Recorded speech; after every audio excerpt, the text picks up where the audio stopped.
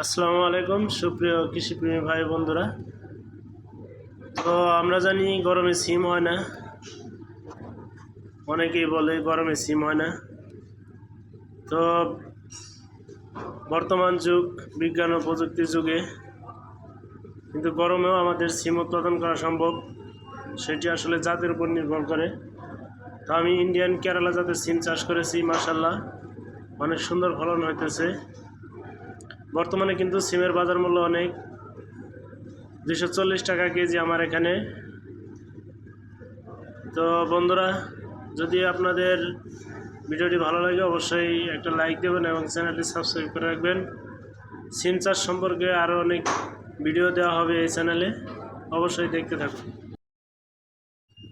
আসসালামু আলাইকুম সুপ্রিয় কৃষিপ্রেমী ভাই বন্ধুরা। তো আমরা জানি গরমে সিম হয় না,